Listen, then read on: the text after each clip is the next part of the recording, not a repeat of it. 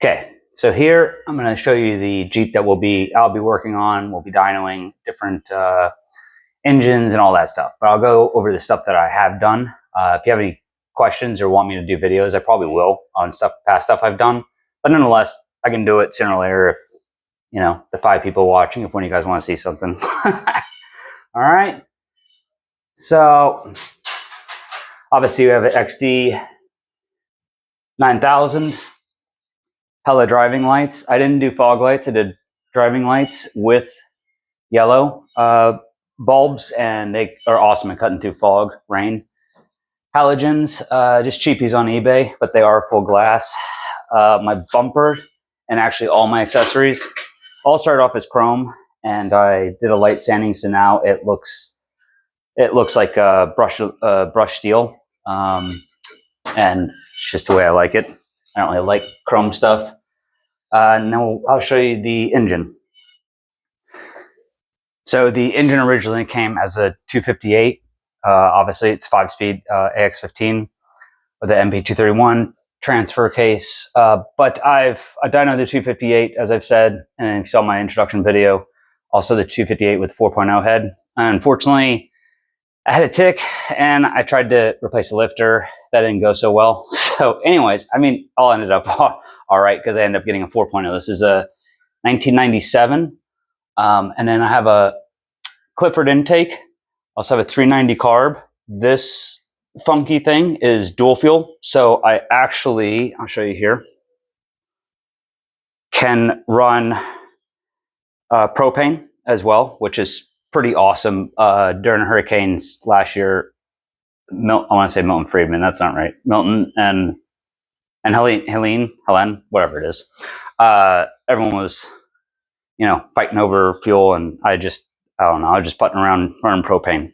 So this is my onboard air, which I actually love, and eventually I'm going to do in the corners that, and got a few other crazy ideas for online air. But I actually love that upgrade. It's pretty awesome. I use that probably more than anything else. And D.U.I distributor.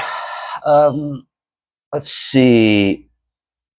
Upgrade alternator, which I'll show you here, from PA Performance, and then obviously a safety switch. I have a larger battery, 840 cranking amps, and I don't know if I really need it, but I don't know. I like it. And I think that's about it for the engine. I'll give you you can see kind of the Clifford coming up there. That funky guy, I'll show you that inside the actual cab, and still running the clutch fan, which I enjoy a lot. The 258 valve cover, actually kept that. And these are all stainless steel fasteners, and I got Newcomer Racing's. I got his fancy, I don't know if you can see them, wings for the intake and exhaust. I actually love them. For the price, I think it's actually, I don't know, I like him. A lot of guys complain about the price, but I like his products. I like him. He's a pretty cool guy. I've talked to him, and I like a lot of his stuff. And his copper intake gasket I use as well. This did give me originally issues with the Clifford, not because of Newcomer, but because of the Clifford. And I'll do a short on that. Yeah, I'll do a short on that because basically the Clifford they're used to using gaskets, regular softer gaskets.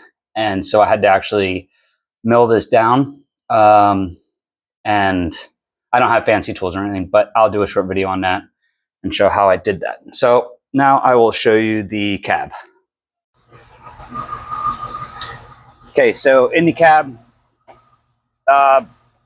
basically magnetic strip. I also have a radio. So sometimes I put my walkie-talkie thing there. PSB1, which is a AFR gauge, and also a vac gauge, which is pretty awesome, especially if you have carbureted. I actually took out my AC. Obviously you saw it.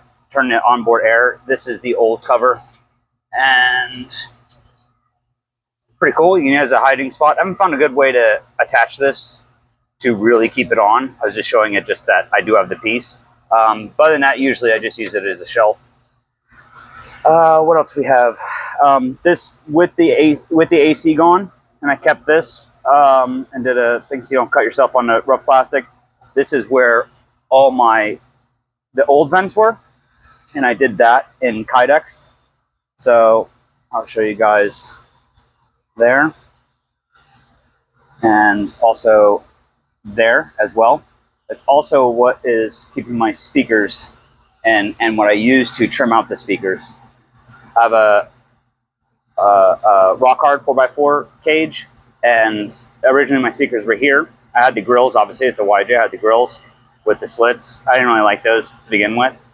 So I covered it with Kydex, and originally these guys were here. Well, when I got this cage, I had to move them over, so I just got Kydex and cut it up and put it in, and you can see the texture actually very close. The black texture, well, it's a little dirty, but the black texture actually matches pretty well with the stock texture. So I definitely enjoyed that. This is my dual fuel for the gasoline. Gasoline on, off, propane on. There's no propane on right now though. And that right there is the actuator, that big funky piece that had my air filter. That is, there's a diaphragm in there that opens and closes, and I can go through all that if you guys are interested in that, the dual fuel. Other than that, my stereo-wise, got tweeters, components, 6.5s in there. Also, a dog. And that right there, again, Kydex, holding tweeter, and obviously the corners, everyone's seen those. And here I will show you some false floors I did once I move all this stuff. Shift this over. And I have this on both sides. That side as well. So I have false floors, put them down. Obviously you don't have as much leg room, but he's the one that sits back here. I have a 9-year-old. He sits just fine, at least for now. And usually he's up front, honestly. So that's about it for in here that I can think of. And fake grass. I always get compliments on the fake grass. And I'll show you guys what's underneath, and tires and wheels and all that jazz. Okay, and here's the exterior. Pacer rims, aluminum. They look horrible because of the storms. I haven't cleaned them up. I need to though. But on 31s, Firestone Destination ATs. I might actually change these. Currently has a 2.5, well, 2 5/8 inch lift, 2-inch zone lift, and 5/8 shackle. And I might change the shackle to a body lift, and that's why you can see how close I am already. So if I go to 33s, basically it won't fit unless I get an adapter. But anyhow, or I might do a body lift and ditch the shackle lift because I don't really like the shackle lift anyhow. So then that's a Ford 8.8 with 410 gearing. And my buddy painted the differential like Rick James. So anyhow, there you go. I love that thing. It has an Eaton Trutrac as well. And then double cardan shaft, SYE. That's how I'm able to not drop my transmission and no bad vibes driving down the road. And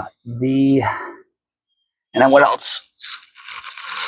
That's about it for suspension stuff. Like I said, I'm not, I'm not really, I just happen to own a Jeep. I love my Jeep, but I just happen to own it. And then a rock hard 4x4. It's all a bolt-in kit because I don't weld, and I actually kind of like it.